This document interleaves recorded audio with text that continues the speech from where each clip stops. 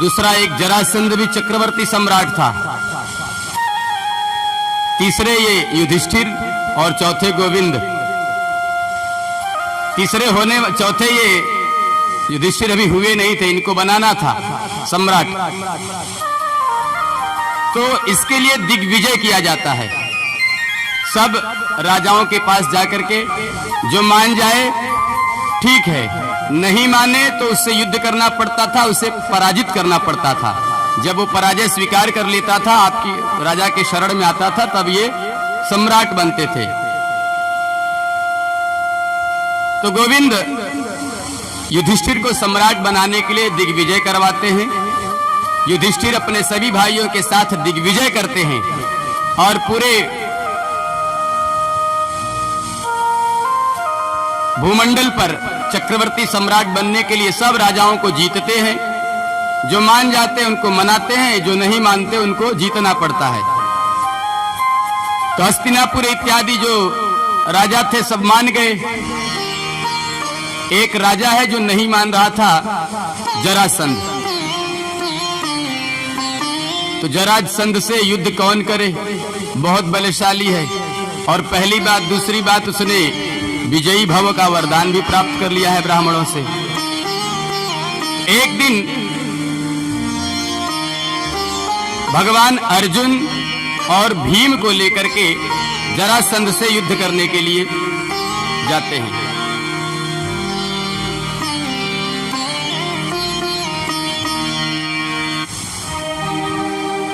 जरासंध ब्राह्मणों का बहुत सम्मान करने लगा था जब से उसने कृष्ण को पराजित किया। उसे लगता है कि हमने गोविंद को पराजित कर दिया, पर किया नहीं था। भगवान तो स्वयं रण छोड़ दिए थे।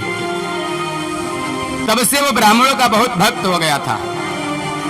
तो गोविंद ब्राह्मण के भेष में अर्जुन और भीम को लेकर के जाते हैं। अब जरासंध का नियम ये था, सुबह उठ करके ब्राह्मणों को दान करता, ब्राह्मणों की सेवा करता। एक दिन गोविंद भीम को लेकर के, अर्जुन को लेकर के गए तो ब्राह्मणों की सेवा किया और दान करने लगा। हमने आपको बताया कि दान जो व्यक्ति को चाहिए वही देना चाहिए। जैसे किसी को आप दान दे रहे हैं और उसके काम की वो वस्तु नहीं है, तो आपका दान देना व्यर्थ है। जो आप वस्तु या कुछ भी दे रहे हैं उसके काम में आना चाहिए। उसके काम का नहीं है, आप दिए तो किसी काम का नहीं। तो वो पूछ पूछ करके जरासंध देता था, जिसको जो चाहिए वही देता था। किसी को धन चाहिए तो धन देता था, गाय चाहिए तो गाय देता था, भूमि चाहिए तो भूमि, जिसको जो चाहिए वही दान में देता था, पूछ पूछ करके। भगवान ब्राह्मण के रूप में है, बढ़िया सेवा किया, बढ़िया भोजन कराया, बोला क्या चाहिए। भगवान कहते हैं, युद्धम नो देहि राजेंद्र द्वंद्वसु यदि मन्यसे युद्धार्थिनो वयं प्राप्ता राजन्यानान् कांक्षिणः। गोविंद बोले, हे राजन, देना चाहते हो तो हम युद्ध चाहते हैं, हम आपसे युद्ध करना चाहते हैं, यही दान में चाहिए। मुस्कुराने लगा जरासंध, बोला युद्ध चाहिए। अरे इस भूमंडल पर मुझसे कोई जीतने वाला नहीं है, युद्ध लेकर करोगे क्या, हार जाओगे, कुछ और मांग लो। भगवान ने कहा, मुझे अन्न धन वस्त्र भूमि कुछ नहीं चाहिए, केवल युद्ध चाहिए। दे सकते हो युद्ध? बोला, मेरे घर में कोई ब्राह्मण आए तो मैं खाली हाथ तो नहीं जाने देता। पहले आप अपना परिचय बताइए, कौन हो आप जो मुझसे युद्ध मांग रहे हो? और मैं तो विश्व विजेता हूं। भगवान मन में विचार किए, 17 बार तुझे हराया था, अभी विश्व विजेता बनता है।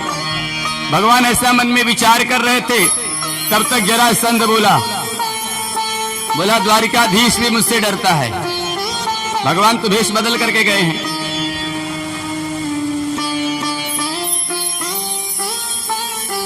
भगवान बोले, हे राजन, हम तो युद्ध चाहते हैं। जरासंध बोला, पहले परिचय दो। तो भगवान ने अपना परिचय दिया। असौ वृकोदरः पार्थस् तस्य भ्रातार्जुनूह्ययम् अनयोर्मातलु मातुलेयम् माम् कृष्णं जानाहि ते रिपुम्। भगवान कहे, अभी जिसका नाम लिया ना, कृष्ण तेरा शत्रु मैं वही हूं। डरने लगा, अरे अभी तो इसी का नाम ले रहा था कि ये मुझसे डरता है। गोविंद बोले ये भीम है, ये अर्जुन है और मैं कृष्ण। अब आप बताइए किससे युद्ध करेंगे? जरासंध फिर हंसने लगा, बोला तुझसे युद्ध? तू तो भगोड़ा है, कायर है। एक बार जो मेरे युद्ध से भाग जाए, कायर से मैं युद्ध नहीं करता। कायर से कोई युद्ध करेगा? अरे मैं तेरे से युद्ध करूंगा तो मेरा अपमान होगा, जान रहा है जीतूंगा तो है ही नहीं। तो कह क्या रहा है कि मैं कायर से युद्ध नहीं करता। भगवान बोले कि ये दोनों हैं। बोले ये अर्जुन इतना पतला दुबला है कि एक हाथ मारूंगा तो इसका कल्याण हो जाएगा, इससे क्या युद्ध करूं? युद्ध तो बराबरी से होती है। हाँ, ये भीम थोड़ा हट्टा कट्टा पहलवान दिख रहा है, इससे युद्ध कर सकते। बोलो राधे राधे। भीम से मैं युद्ध कर सकता हूं। दोनों में भयंकर युद्ध छिड़ जाती है। मल्ल युद्ध, पहले तो गदा युद्ध होता है भीम और जरासंध में, फिर बाद में मल्ल युद्ध होता है।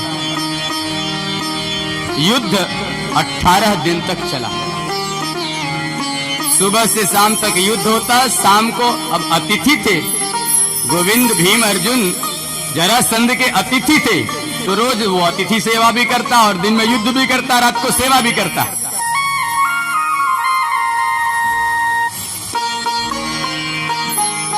18वें दिन खूब भयंकर युद्ध हुआ, मल्ल युद्ध हुआ। रात में भीम सोते समय गोविंद से बोले, हे कृष्ण भाग चलो, इससे नहीं जीतूंगा, पूरा हड्डी हड्डी टूट गया है, अब मैं इससे युद्ध नहीं करूंगा, इससे हम नहीं जीत सकते। बहुत अच्छी बात गोविंद ने कहा। बोले जब आप युद्ध करते हो तो किसी को याद करते हो? बोले नहीं। बोले क्या याद करते हो? बोले जो युद्ध का कौशल है वही सब याद करता हूं, दांव पेच। बोले दांव पेच से नहीं मरेगा, तुम्हारे दांव पेच से मरने वाला नहीं है। बोले गोविंद फिर? बोले मुझे याद करते हो? बोले नहीं। बोले मुझे याद करना बस, और जब मेरी याद आए तो मेरे तरफ देख लेना। हम गृहस्थी के लोग भी दिन भर अपने काम में व्यस्त रहते हैं, हजारों समस्याएं आती हैं, और समस्या जब आ जाती है तब गोविंद याद आते हैं। समस्या आने से पहले हम गोविंद को याद ही नहीं करते। यदि समस्या आने से पहले हम गोविंद को याद करें तो समस्या ही नहीं आएगी,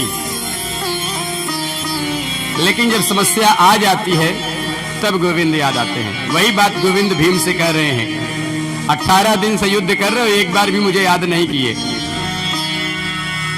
भीम बोले अब याद करूंगा, लेकिन अब एक ही बार लड़ूंगा, अब नहीं लड़ूंगा, नस नस ढीली हो गई है मेरी। तो कथा आप लोग जानते हैं। फिर युद्ध जब शुरू हुआ तो भगवान ने एक धागा को ऐसे तोड़ करके फेंक दिया।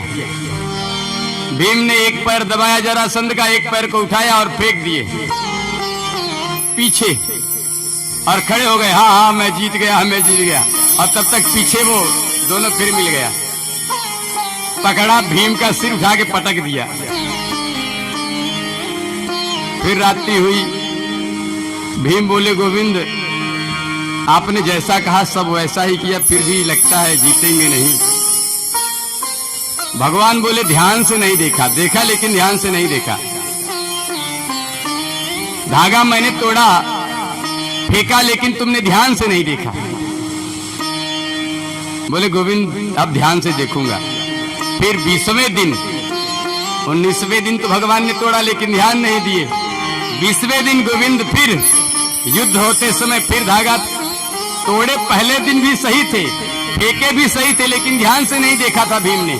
भगवान ने विपरीत दिशा में फेंका था, तो फिर तोड़े और विपरीत दिशा में फेंके। फिर भीम ने उठाया और उसके शरीर के 2 भाग किए और विपरीत दिशा में फेंके। इस बार जरासंध नहीं जुड़ा। बोलो राधे राधे। जरासंध को जीत करके और चक्रवर्ती सम्राट बनने के लिए युधिष्ठिर की तैयारी होने लगी। अब यज्ञ इत्यादि भी होता है चक्रवर्ती बनने के लिए। भगवान राम चक्रवर्ती सम्राट बनने के लिए यज्ञ करते हैं। उस यज्ञ का नाम है अश्वमेध यज्ञ। उसमें घोड़ा छोड़ा जाता है कि यदि किसी को विरोध है मेरे चक्रवर्ती बनने से तो घोड़ा पकड़ ले, और जो घोड़ा पकड़ लेता था फिर उसे हराना पड़ता था। जब उसे घोड़ा आप लेकर के आओ तो आप सम्राट बन सकते हो, ऐसा नियम है।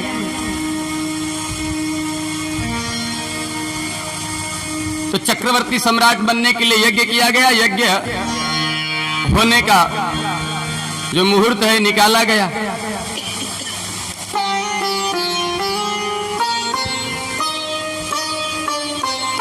और युधिष्ठिर का जो यज्ञ था वो होना प्रारंभ हुआ।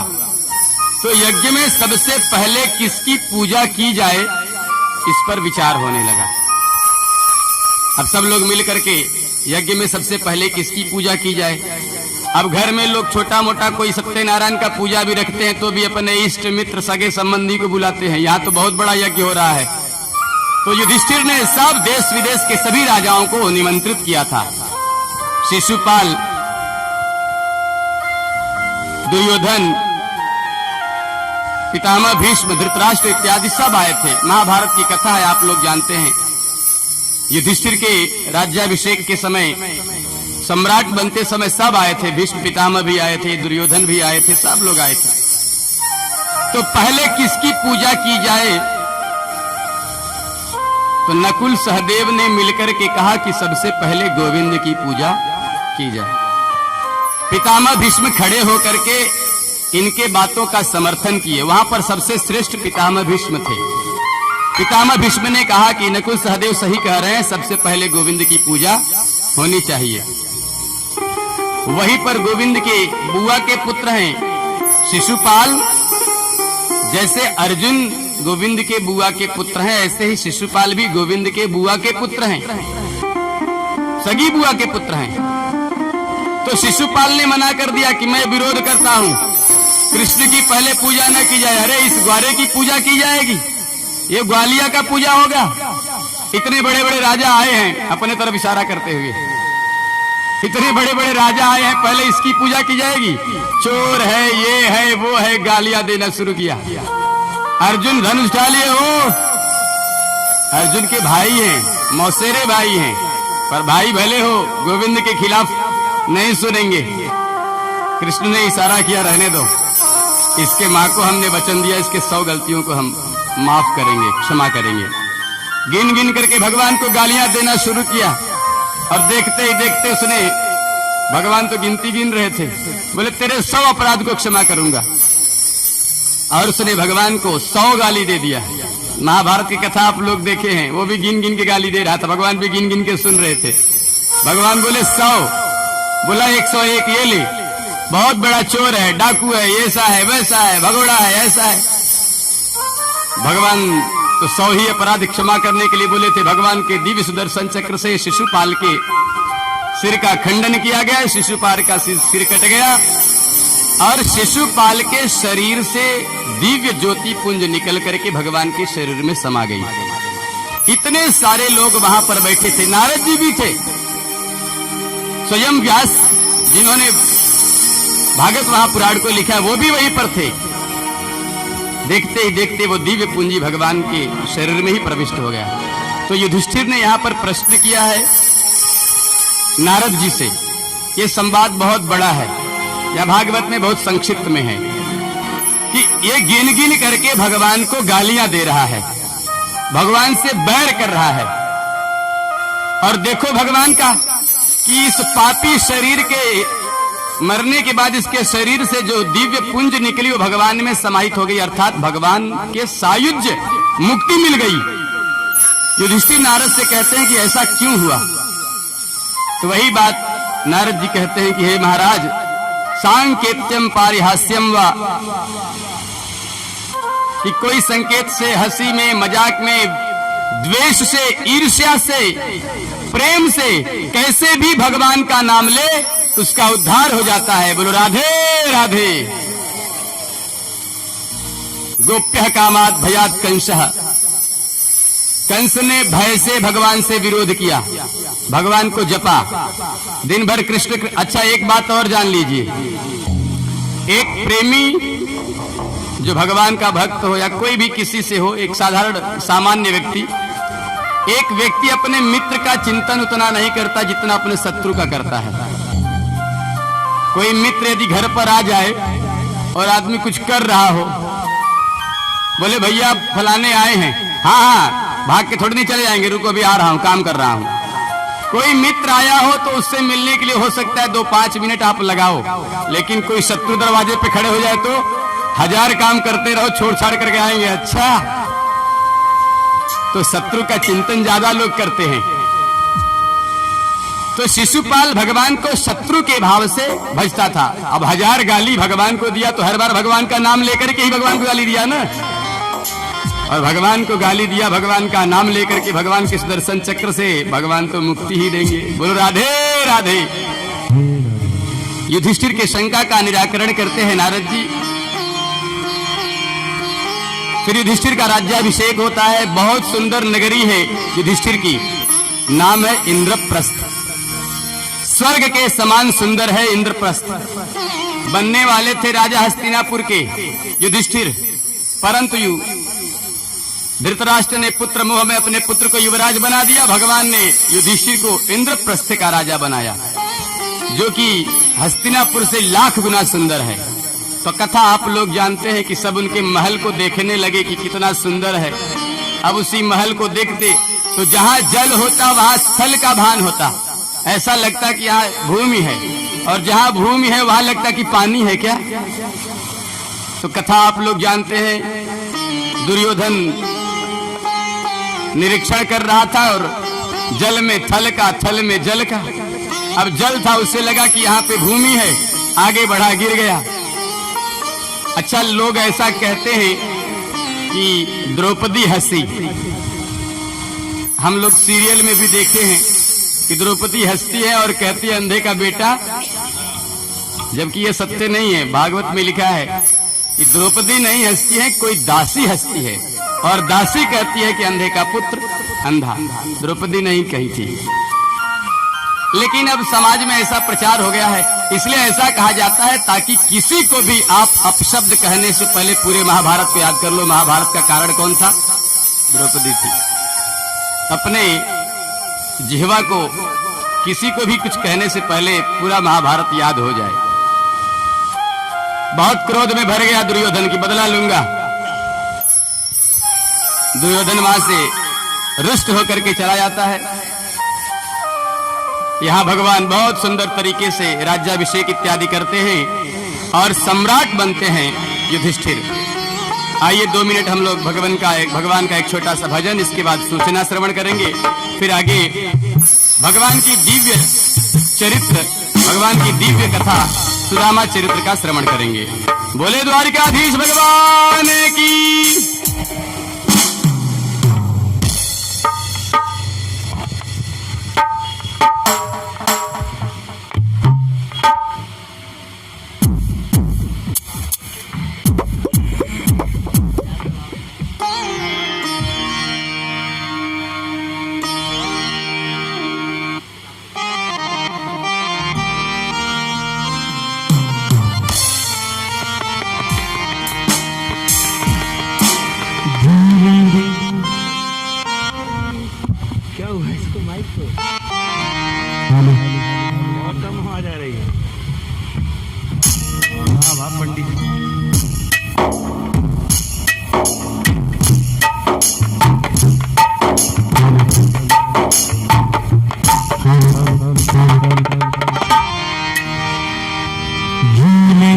सरकार तेरी सरकारी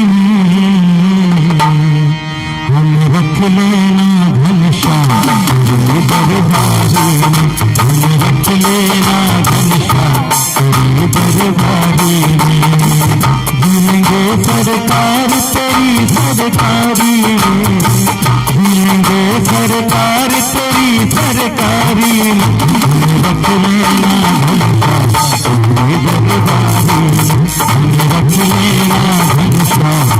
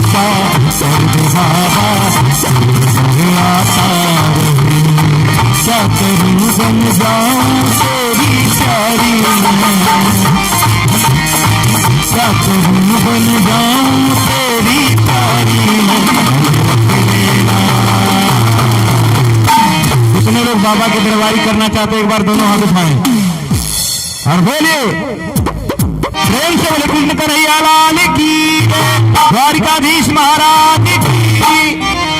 रख लेना घनश्याम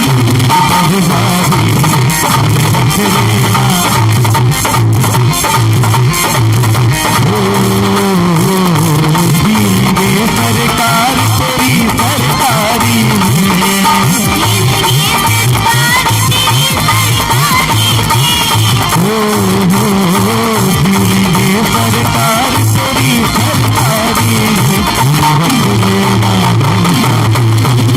सरकारी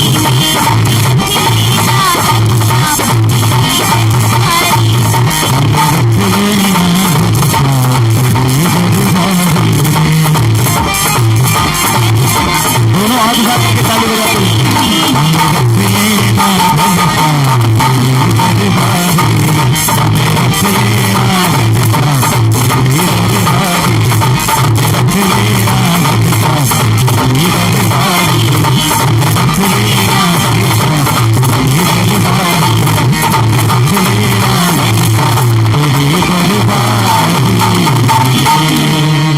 राधे राधे आवाज राधे राधे राधे राधे।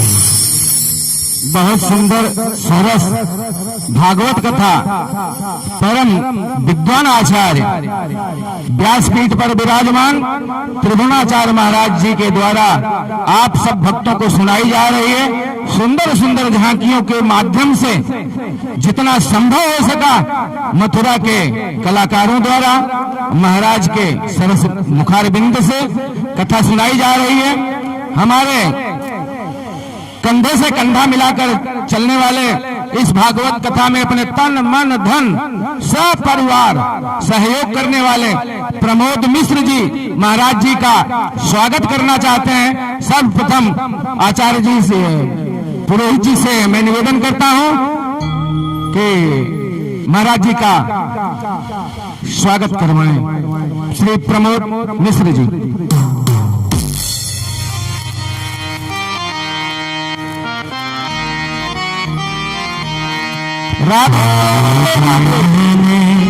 राम रतन धन पायो राम रतन धन पायो प्रमोद मिश्र जी राम रतन धन पायो राम रतन